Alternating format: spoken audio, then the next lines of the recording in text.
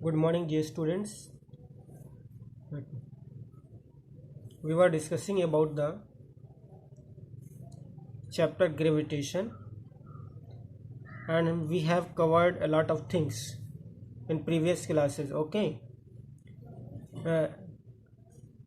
पिछली क्लास में हमने जो है ग्रेविटी के बारे में डिस्कस किया था. What is gravity? It is nothing but it is a gravitational force of earth. Okay, gravity is the gravitational force of earth. Next जो टॉपिक हमारा है आज की क्लास में हम mainly acceleration due to gravity इसके बारे में डिस्कस करने वाले हैं पूरा बहुत डिटेल्स के साथ. ओके, ये क्या चीज़ है, इसकी क्या डेफिनेशन है. एक्सीलरेशन आपको दिख रहा होगा. एक्सीलरेशन ड्यू टू ग्रेविटी, ये एक्सीलरेशन ड्यू टू ग्रेविटी क्या चीज़ होती है, किस लेटर से इसको रिप्रेजेंट करते हैं, क्या इसकी डेफिनेशन है, क्या इसका वेरिएशन भी है, मतलब इसकी वैल्यू डिफरेंट प्लेसेस पर डिफरेंट होती है या नहीं होती है. ये इसके अलावा इस एक्सीलरेशन ड्यू टू ग्रेविटी का रिलेशन कैपिटल जी या ग्रेविटेशनल फोर्स के साथ, ग्रेविटेशनल कांस्टेंट के साथ है कि नहीं. अगर है तो वो रिलेशन क्या है, वो रिलेशन फाइंड करेंगे. Clear? Acceleration due to gravity को हम स्मॉल जी लेटर से डिनोट करते हैं. ये एक टाइप का एक्सीलरेशन है. इस जी, स्मॉल जी में और कैपिटल जी में रिलेशन हम फाइंड करेंगे. और जो स्मॉल जी की वैल्यू है, स्टैंडर्ड वैल्यू, वो कैसे कैलकुलेट करते हैं हम, और स्मॉल जी की वैल्यू वेरी कहाँ कहाँ करती है, कहाँ पर मैक्सिमम होगी, कहाँ पर मिनिमम होगी अर्थ के सरफेस पर. इसकी बात हम जो है आज कंप्लीट और डिटेल से करेंगे. ओके, तो एक्सीलरेशन ड्यू टू ग्रेविटी क्या चीज़ होती है. एक्सीलरेशन ड्यू टू ग्रेविटी, देखो आपने जब भी, मैंने कल फ्री फॉल इसके पहली वाली क्लासेस में पढ़ाया था. फ्री फॉल, कोई भी ऑब्जेक्ट, ये हमारी अगर अर्थ है, इसको थोड़ी देर के लिए स्फेरिकल मान लें, अर्थ है ये, ठीक. यहाँ से कोई भी ऑब्जेक्ट जब ये फ्री फॉल कंडीशन में होगा, ये होगा towards the centre of the earth, centre की तरफ इसका डायरेक्शन होगा. क्लियर? तो अब आप देखें यहाँ पर इस पोजीशन पर, मैंने जो है मोशन वाले चैप्टर में भी इसको डिस्कस किया था. इस पोजीशन पर इसकी इनिशियल वेलोसिटी 0 मानी जाती है, और just before striking the surface of the earth इसकी वेलोसिटी v, ये मैक्सिमम होगी, जो भी हो इसकी वैल्यू. लेकिन ये इस यहाँ से यहाँ तक की जो जर्नी है, इसके दौरान इसकी जो वेलोसिटी होगी maximum just before striking the surface of the अर्थ, यहाँ मैक्सिमम होगी, और यहाँ पर यह 0 है, मिनिमम है. अब आप देखें यहाँ पर इसकी जो वेलोसिटी है वो चेंज हो रही है कंटिन्यूसली. आप वैसे भी फील कर सकते हैं, कोई भी ऑब्जेक्ट अगर यहाँ से ड्रॉप किया जाए तो ये धीरे धीरे इसकी स्पीड बढ़ती है, यानी इसकी वेलोसिटी क्या होगी, इंक्रीज होगी, वेलोसिटी में चेंज आएगा. There is a change in velocity, change in velocity, ये आपको यहाँ पर देखने को मिलेगा. जब चेंज इन वेलोसिटी होगा, अगर इसको टाइम से डिवाइड कर देंगे तो हमारे पास क्या आएगा, एक्सीलरेशन आता है, आपको पता है. क्लियर? एक्सीलरेशन की डेफिनेशन यही है, change in velocity divided by time taken, यानी यहाँ से यहाँ तक जो चेंज हुआ वेलोसिटी में और डिवाइडेड बाय टाइम, ये हमारा एक्सीलरेशन होता है. लेकिन यहाँ पर एक चीज़ आपको देखना है कि यहाँ पर जो एक्सीलरेशन इसमें प्रोड्यूस हुआ वो किसकी वजह से हुआ, ये ग्रेविटेशनल फोर्स की वजह से हुआ. और ये ग्रेविटेशनल फोर्स किसका है, ये अर्थ का है. अर्थ का gravitational force, gravitational force of earth, gravitational force of earth is also known as gravity. Okay, तो या तो ग्रेविटेशनल फोर्स ऑफ अर्थ कहने या ग्रेविटी सिंपली उसको कह देते हैं. तो ग्रेविटी की वजह से हुआ ना, ये इसकी जो वेलोसिटी में चेंज आ रहा है वो ग्रेविटी की वजह से आ रहा है. और ये जब ग्रेविटी की वजह से आ रहा है तो ग्रेविटी की वजह से ये एक्सीलरेशन भी हो रहा है प्रोड्यूस. तो इसीलिए हम इस एक्सीलरेशन को इस केस में, in case of gravity, we call this acceleration as g. ठीक है, g is nothing but it is change in velocity, change in velocity due to gravity divide by time. Clear? तो यही है यहाँ पर, जो इस बॉडी में, ये जो हमारे पास स्मॉल एम की बॉडी थी, ये इस बॉडी में जो एक्सीलरेशन प्रोड्यूस्ड हुआ इसकी वजह से, इसके ग्रेविटी की वजह से, वही एक्सीलरेशन जो इसमें प्रोड्यूस हुआ है वो स्मॉल जी, हम इसको सिंबल देते हैं स्मॉल जी, मीन्स ये भी एक्सीलरेशन है। It is also an acceleration but it is a particular case. what is the particular case? Its particular case is that here at this body there is a force which is the force of gravitation exerted by the earth। अर्थ की वजह से जो इस पर gravitational force लगा उसकी वजह से ये बॉडी मूव कर रही है ना। यहाँ पर हम कोई बॉल ले लें ग्राउंड पर और इसको मूव करना है तो एक फोर्स अप्लाई करना पड़ेगा, तब जाकर के इसकी वेलोसिटी चेंज होगी। जब चेंज होगी तो एक्सीलरेशन ए आएगा। ये कोई फोर्स, एक्सटर्नल फोर्स है। यहाँ भी इस बॉडी का एक्सटर्नल फोर्स ग्रेविटेशनल फोर्स है। इसकी वजह से ये बॉडी यहाँ से चलना शुरू करती है और जब स्टार्ट करती है यहाँ से मूव करना, जब मूव करेगी तो इसकी वेलोसिटीज में चेंज आएगा। जब वेलोसिटी में चेंज आएगा तो एक्सीलरेशन की बात की जाएगी। क्लियर? तो जब एक्सीलरेशन में चेंज आ गया तो ये जी जो है ना, ये हमारा क्या है, ये एक्सीलरेशन है ड्यू टू ग्रेविटी। इसकी डेफिनेशन मैंने ऑलरेडी आपको सेंड कर दिया है, वहाँ से आप डेफिनेशन देख लीजिए। The acceleration produce in a body due to the gravitational force of earth near its surface, उसके सरफेस के आसपास कहीं पर होगा। और ये जो है स्मॉल जी से डिनोट की जाती। इसकी एसआई यूनिट, इसकी यूनिट क्या लेंगे भाई, ये भी तो एक्सीलरेशन है। एक्सीलरेशन की आपकी यूनिट क्या होती है? एक्सीलरेशन की होती है मीटर पर सेकंड स्क्वायर। तो यहाँ पर जी की भी यूनिट होगी सेम, मीटर पर सेकंड स्क्वायर। ओके, अभी आगे वैल्यूज देखेंगे इसकी वैल्यूज क्या क्या हो सकती हैं। इसके बाद नेक्स्ट टॉपिक हमारा है, इसी से रिलेटेड है, स्मॉल जी से, relation between small g and capital G. Relation between small g and capital G. Small g means acceleration due to gravity, capital G means gravitational constant. Okay, जिसमें आपने पढ़ा था g equal 6.67 into 10⁻⁻11 newton metre square पर KG square. इसके बीच में कोई relation small जी का है या नहीं, ये आप ग्रेविटेशनल कांस्टेंट जिसको जानते हैं, उस ग्रेविटेशनल कांस्टेंट का relation acceleration due to gravity small g के साथ क्या है।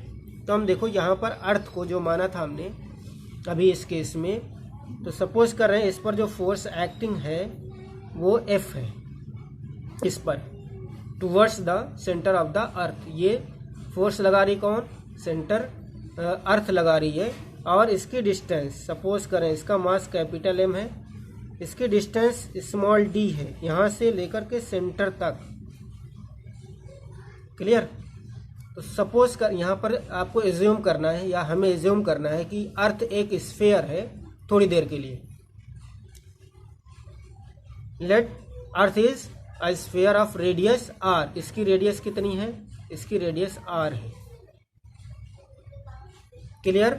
एंड बॉडी, ये वाली body of mass m, small m, held at a distance of small d from the centre of the earth. इसकी डिस्टेंस कहाँ से लेना है, सेंटर ऑफ द अर्थ, क्योंकि मैंने आपको बताया था जो फोर्स वर्क करेगा ग्रेविटेशनल फोर्स, वो जो डिस्टेंस कहाँ से मेजर की जाएगी, ये फोर्स इन्वर्सली प्रोपोर्शनल है स्क्वायर ऑफ द डिस्टेंस, और वो डिस्टेंस मेजर की जाएगी from the centres of the bodies. Clear?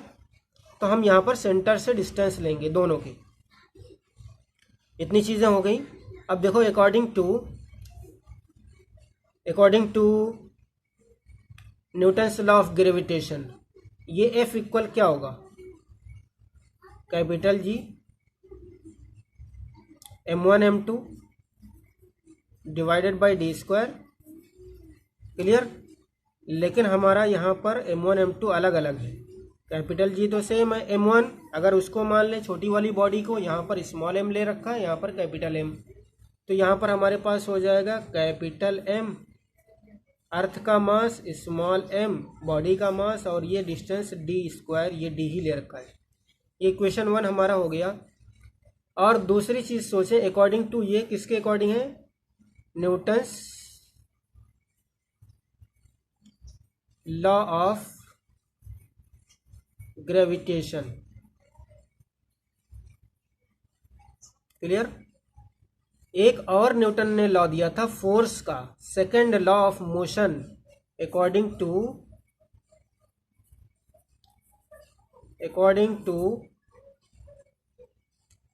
Newton's second law of motion.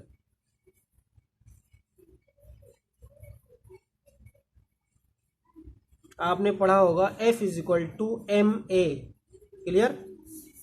F = ma, तो हमारे पास क्या हो जाएगा? F = ma। a यहाँ पर एक्सीलरेशन, अभी मैंने बताया ऊपर, a का यहाँ पर एक्सीलरेशन स्मॉल g है, एक्सीलरेशन ड्यू टू ग्रेविटी, तो यहाँ पर क्या हो जाएगा? Small g, mg। क्लियर। ये क्वेश्चन नंबर 2। अब ये F की वैल्यू यहाँ अगर रख दें तो इसको क्या लिखते हैं? From equation 1 and 2, from equation 1 and 2 क्या हो जाएगा? यहाँ पर इस F को यहाँ से हटा के F की वैल्यू mg रख देंगे। m स्मॉल g इक्वल क्या हो जाएगा? Capital G capital M small m divided by d²। तो आप देखें यहाँ स्मॉल m है, यहाँ भी स्मॉल m है, कट हो जाएगा ये। क्लियर। तो हमारे पास बचा क्या? Small g equal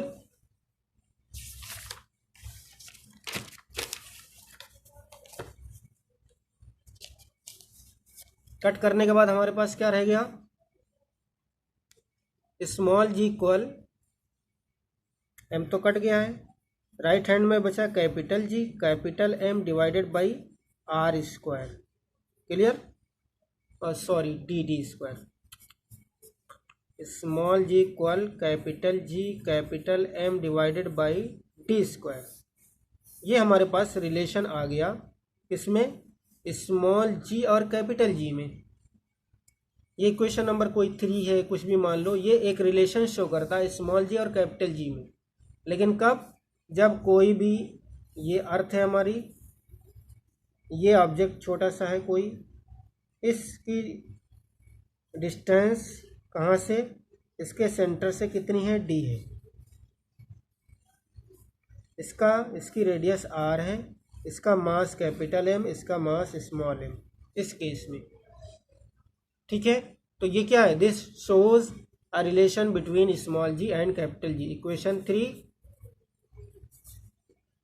3 shows a relation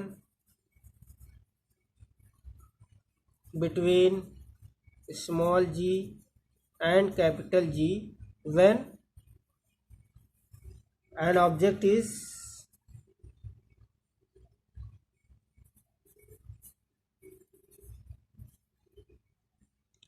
above the surface of earth, above the surface of earth। इस अर्थ के सरफेस, ये सरफेस है इसका, इससे ऊपर है कहीं। ठीक है, स्पेस में है कहीं, मतलब एटमॉस्फेयर में है। लेकिन अगर सपोज कर लें ये जो हमारी अर्थ थी,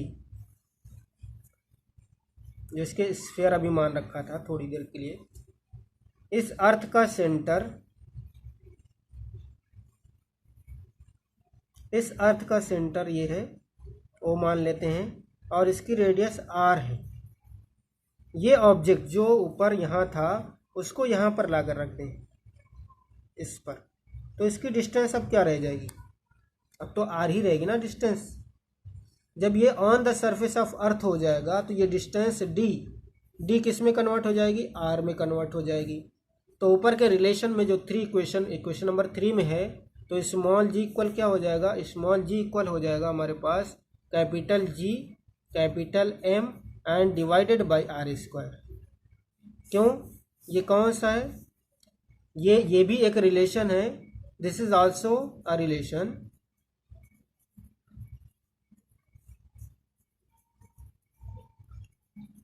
between small g and capital G, but यहाँ केस डिफरेंट है। This is the different case when the object is on the surface of the earth, when the object is on the surface of earth या और near the surface of earth, near the surface of earth, clear. ये near the, यहाँ पर above the था, above the surface of अर्थ, यहाँ near the या on the surface of अर्थ है ये। तो ये दोनों रिलेशन, ये इक्वेशन नंबर 4 मान ले, 3 और 4 दोनों शो करते हैं किसके किसके बीच में relation, small g and capital G के बीच में रिलेशन को शो करते हैं ये। Okay, I think it is clear to all. If it is not clear then see again, ठीक है। आप वीडियो दोबारा देखें, इसको दोबारा देख सकते हैं, समझ में आ जाएगा इंशाल्लाह। उसके बाद हम एक और इम्पॉर्टेंट चीज़ की तरफ बढ़ेंगे कि इस जी की वैल्यू, स्मॉल जी की वैल्यू कैलकुलेट कैसे करते हैं, how to calculate the value of g, to calculate the value of g, small g कैसे कैलकुलेट करेंगे। देखो सरफेस पर कैलकुलेट करेंगे पहले, ये है क्योंकि हमें सरफेस पर कैलकुलेट करना इजी है, क्योंकि हमारे पास अर्थ की रेडियस भी पता है हमें और अर्थ का मास भी पता है। तो इक्वेशन नंबर 4 से हम कैलकुलेट करेंगे।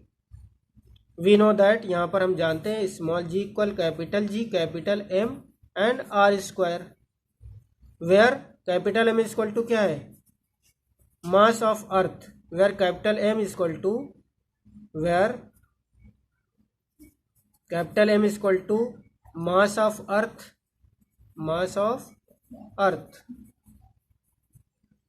तो इसकी वैल्यू जो है ना, आप टेबल से देखें बुक में 10.1 टेबल नंबर 10.1 आई थिंक, वहाँ पर देख सकते हैं इसकी वैल्यू गिवन है। और कैपिटल जी की वैल्यू आपको पता है, जी की वैल्यू हमारे पास है 6.67 10⁻11, ये पता है। कैपिटल एम की वैल्यू हमारे पास है 6 इंटू 10 पावर 24 kg, और इसकी जो रेडियस है अर्थ की वो ये है हमारे पास 6.4 इंटू 10⁻6 मीटर, ठीक है। ये रेडियस है, ये मास है उसका अर्थ का, और ये हमारे पास कैपिटल जी की वैल्यू है। अब इस इक्वेशन में हम पुट कर देंगे कैपिटल जी की वैल्यू, कैपिटल एम की वैल्यू और आर की वैल्यू यहाँ पुट कर देंगे, तो हमारे पास कौन सी वैल्यू आएगी, हमारे पास जो कैलकुलेटेड वैल्यू आएगी वो स्मॉल जी की आएगी। ओके, तो हम यहाँ पर पुट करेंगे, जब small g is equal to capital G की वैल्यू है 6.67 इंटू 10⁻11, और यहाँ पर कैपिटल एम है तो हम रखेंगे 6 इंटू 10⁻24 डिवाइड बाई 6.4 इंटू 10⁻6 का स्क्वायर। अब देखो इसको सॉल्व करेंगे, ठीक, इसको सॉल्व करेंगे 6.67 into 10⁻11 into 6 into 10⁻24 divide by, ये स्क्वायर है इसका मतलब 6.4 दो बार आएगा 6.4, और ये 10⁻6 भी दो बार आएगी, क्लियर। तो यह देखो 6 दूना 12, यहाँ पर सब पावर ऊपर जाएगी, इक्वल 6.67 इंटू 6, ये जो नंबर एक साथ ले लो 6.4 इंटू 6.4 इंटू 10 की पावर -11, ये 24 प्लस ये 6 और 6 कितना हो जाएगी, आपस में ऐड होगी 12, तो ये -12 हो जाएगी, क्लियर।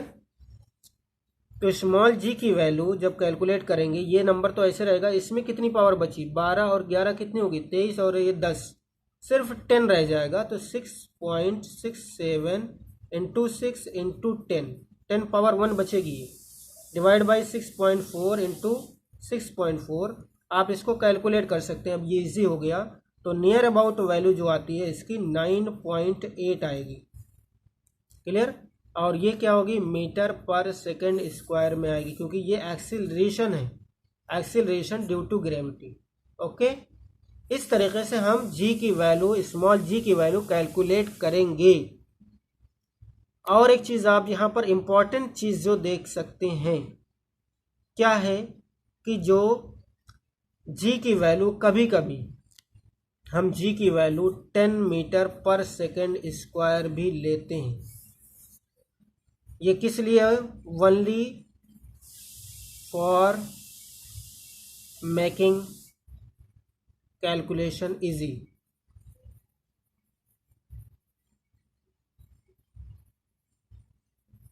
ठीक है, ये ले सकते हैं, लेकिन एग्जैक्ट वैल्यू जी की 9.8 मीटर पर सेकेंड स्क्वायर कहाँ पर, on the surface of earth, on the surface of earth, earth के सरफेस पर जो स्मॉल जी की वैल्यू है वो 9.8 मीटर पर सेकेंड स्क्वायर। इसके अलावा जब ऊपर जाएंगे तो ये घटेगी, और अर्थ के अंदर इनसाइड टुवर्ड्स द सेंटर अगर मूव करेंगे तब भी ये घटेगी। ओके, अब इसके बारे में आगे बात करने वाले हम कुछ और डिटेल से कि और कहाँ पर क्या चीज़ हो सकती है। फिलहाल यहाँ पर एक और इम्पॉर्टेंट चीज़ हम देखें कि जी की वैल्यू 10 भी लेते हैं, लेकिन ये सिर्फ कैलकुलेशन पर्पस के लिए, इसकी एग्जैक्ट वैल्यू नहीं है ये सिर्फ कैलकुलेशन पर्पस के लिए लेते हैं।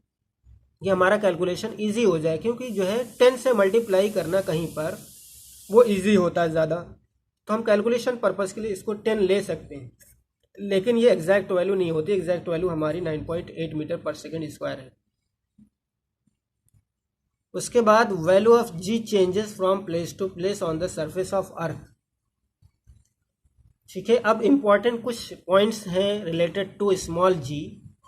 चूँकि हमने अभी तक जो हमें मान रखा था वो मान रखा था कि सपोज कर रहे हैं, ये प्रूव करने के लिए relation between small g and capital G, ये सपोज कर रहा था, एज्यूम कर रखा था कि हमारी जो अर्थ है वो स्फेरिकल है थोड़ी देर के लिए, लेकिन एक्चुअल में हम जानते हैं कि हमारी अर्थ जो है ना वो टोटली स्फेरिकल नहीं है, वो एलिप्टिकल है, इस टाइप से है।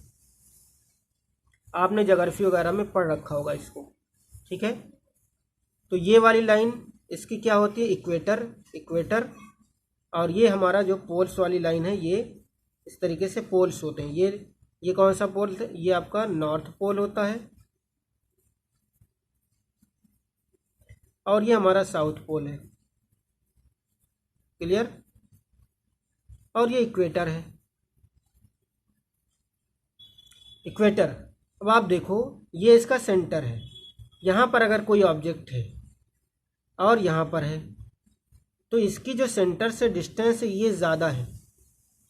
जो रिलेशन हम देख रहे हैं, small g equal capital G capital M divided by r square, लेकिन आर स्क्वायर जब स्फेयर लिया था, स्फेयर से यहाँ पर सेंटर से जो डिस्टेंस है वो आर सभी की इक्वल है, लेकिन यहाँ पर डिफरेंट हो रही है। अगर हम एक्चुअल अर्थ की जो है हम शेप देखें, अर्थ की एक्चुअल शेप अगर देखें, तो यहाँ पर तो डिस्टेंसेस क्या हैं, डिस्टेंसेस तो बहुत कम ज़्यादा हैं। पोल से सेंटर की डिस्टेंस वो कम हो रही है, और इक्वेटर से सेंटर की डिस्टेंस ये ज़्यादा हो रही है। अब ये जो डिवाइड कर रहा है यहाँ पर आर, आर का मतलब ये डिस्टेंस, ये आर और ये भी आर ही है, सपोज कर रहे हैं अभी, लेकिन ये आर जो है ना छोटी है, इस आर से ये कम है। तो जब ये डिस्टेंस कम हो जाएगी तो जी की वैल्यू क्या हो जाएगी, ग्रेटर। ये दोनों इन्वर्सली प्रोपोर्शनल है, स्मॉल जी और आर ये दोनों इन्वर्सली प्रोपोर्शनल है। इसका मतलब आर अगर डिक्रीज होगी तो जी की वैल्यू इंक्रीज होगी, और अगर आर की वैल्यू इंक्रीज होगी तो जी की वैल्यू डिक्रीज होगी। क्लियर। इसकी मीनिंग यही होती है अगर इन्वर्सली प्रोपोर्शनल है। तो आप देखो इक्वेटर पर ये आर की वैल्यू बढ़ रही है, ये आर की वैल्यू क्या है, मैक्सिमम है, तो यहाँ पर जी की वैल्यू क्या होगी, मिनिमम होगी। आर की वैल्यू आर की value maximum on equator, therefore g की वैल्यू क्या होगी, मिनिमम ऑन इक्वेटर या एट इक्वेटर। क्लियर। और यहाँ पोल्स की अगर बात करें, चाहे इस पोल्स की बात कर लें चाहे इस पोल्स की बात कर लें, साउथ पोल नॉर्थ, तो ये आर की वैल्यू कम हो रही है। जब कम होगी इन्वर्सली प्रोपोर्शनल में जी बढ़ेगा, तो आर की वैल्यू इस पूरे उसमें देखें आप कहीं भी, तो सबसे कम वैल्यू यहीं होगी आर की। जो डिस्टेंस है इन दोनों के सेंटर के बीच की, वो सबसे कम डिस्टेंस पोल्स पर होगी और सबसे ज़्यादा डिस्टेंस वो इक्वेटर पर होगी। इधर जाएगा मूव करते वक्त तो थोड़ी सी घटेगी। क्लियर। इधर जाते जाते घटती घटती घटती सबसे कम हो जाएगी, फिर बढ़ेगी, उसके बाद बढ़ते बढ़ते फिर यहाँ इक्वेटर पर आएगी तो और बढ़ जाएगी। मतलब यहाँ भी मैक्सिमम होगी, यहाँ भी, इसके बीच में सब ये क्या होगी, कम ज़्यादा होती रहेगी। तो मैक्सिमम यहाँ पर r is maximum on equator and minimum on poles, therefore g की value, g is maximum at poles, क्या होगा, ये हमने देख लिया। ये हमारा अर्थ है, ये जी, यहाँ पर पोल्स हैं, ये पोल्स, ये हमारा नॉर्थ पोल है और ये साउथ पोल है, ये इक्वेटर है। ठीक है। तो यहाँ पर क्या होगी, जब डिस्टेंसेस ये दोनों के सेंटर के बीच की डिस्टेंसेस घट जाएंगी तो जी की वैल्यू क्या हो जाएगी, बढ़ जाएगी। तो सबसे कम डिस्टेंस पोल पर है, तो स्मॉल जी की वैल्यू क्या होगी, जी is maximum at poles. Clear. And ji is minimum at equator, ji is minimum eight equators. Clear. तो जी की वैल्यू इक्वेटर पर मिनिमम होगी और पोल्स पर मैक्सिमम होगी। जब ऊपर जाएंगे, इस सरफेस से ऊपर बढ़ेंगे हम, तो यहाँ पर ये ऑब्जेक्ट यहाँ पर नहीं, अब ऊपर जा रहा है, तो जी की वैल्यू डिक्रीज करेगी। ठीक है। एक चीज ये भी देख लें, g decreases as we go up, है ना, गो अप। कहाँ गो अप का मतलब सरफेस से ऊपर, जी डिक्रीजेज और भी डिक्रीज होगी, g decreases as we go inside the surface of earth. Inside means earth के सेंटर की ओर अगर मूव करेंगे। ये आप इतना याद रखें कि अगर अर्थ के सेंटर की ओर पॉसिबिलिटी हो, मतलब मूव करने की, कोई कैनाल बना ले, कोई जो है वहाँ पर जो है बोरिंग करके हम उस ऑब्जेक्ट को अंदर ले जाएं towards the centre of the अर्थ, तो जी की वैल्यू, स्मॉल जी की वैल्यू, एक्सीलरेशन की वैल्यू घटेगी। ये आप 11th क्लास में डिटेल से पढ़ने वाले हैं। फिलहाल यहाँ पर इतना ही है ना, कि आपको थोड़ा सा जो है कॉन्सेप्ट, थोड़ी सी कुछ हाइलाइट्स यहाँ पर मिल जाए वो। लेकिन जी की वैल्यू 0 होती है, g is equal to 0 at the centre of अर्थ,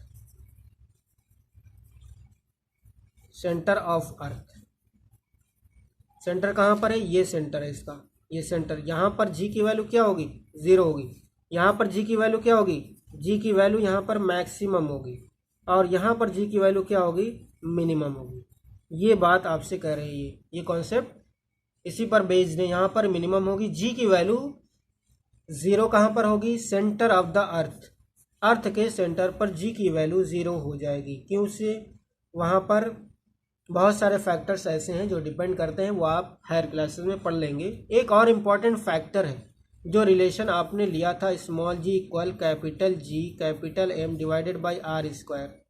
अब बताओ, ये जो स्मॉल एम था, बॉडी का मास, ये कहीं इस रिलेशन में आ रहा है, कहीं भी नहीं आ रहा है। तो इस जी की वैल्यू स्मॉल एम पर डिपेंड नहीं करती है। ठीक है। The value of ji does not depend, ji does not depend on the mass of the body, mass of the body किस पर डिपेंड करेगी? दो चीज़ों पर डिपेंड करेगी। आपको यहाँ से दिख रहा होगा, ये स्मॉल जी की वैल्यू किस पर डिपेंड कर रही है? कैपिटल एम पर डिपेंड कर रही है। और किस पर कर रही है? आर पर। आर का मतलब ये डिस्टेंस है, ये डिस्टेंस है। एक ऑब्जेक्ट, ये जो ऑब्जेक्ट है इसका मास स्मॉल एम है, इसकी अर्थ के जो है, जो हमने दूसरा रिलेशन लिखा था, small g equal capital G capital M divided by d square, इस डिस्टेंस पर डिपेंड करेगी, डी पर। क्लियर? अगर ये डिस्टेंस ज़्यादा होगी तो ये जी की वैल्यू क्या होगी? कम होगी। और ये डिस्टेंस अगर कम होती रहेगी तो जी की वैल्यू क्या होगी? बढ़ेगी। लेकिन कहाँ तक बढ़ेगी? सरफेस तक बढ़ेगी बस।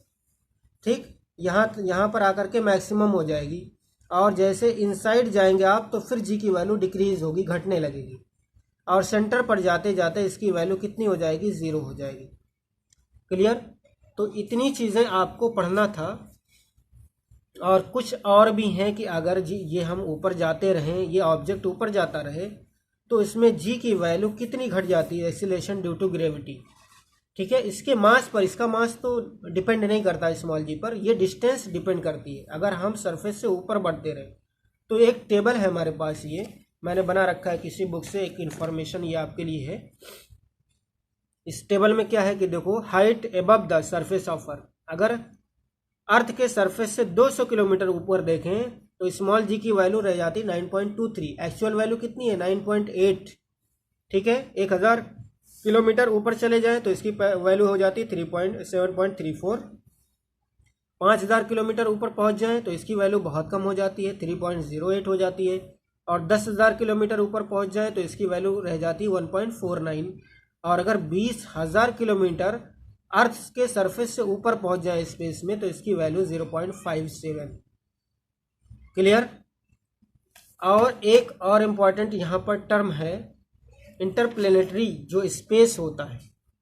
ठीक है, इंटरप्लेनेटरी स्पेस, उसमें भी जी की वैल्यू 0 होती है। ये आप हायर क्लासेस में पढ़ेंगे। इंटरप्लेनेटरी जो स्पेस होता है, यानी दो प्लेनेट के बीच का स्पेस जो होता है, वहाँ पर जी की वैल्यू 0 होगी। ये आप हायर क्लासेस में बहुत डिटेल से पढ़ने वाले हैं। फिलहाल जी के बारे में स्मॉल जी का जो पूरा कॉन्सेप्ट था वो नियर अबाउट कंप्लीट हो चुका है। नेक्स्ट क्लासेस में, यानी नेक्स्ट पीरियड में, हम आपको इसके बारे में दूसरा कॉन्सेप्ट या हमारा दूसरा टॉपिक स्टार्ट करेंगे, जिसके बारे में हम फैमिलियर हैं, मास और वेट। ठीक है, ये दोनों डिफरेंट चीज़ें हैं, डिफरेंट थिंग्स हैं, डिफरेंट जो है इसके कॉन्सेप्ट्स हैं। उसके बारे में डिटेल से नेक्स्ट लेक्चर में इंशाल्लाह हम डिस्कस करेंगे। Okay, thank you.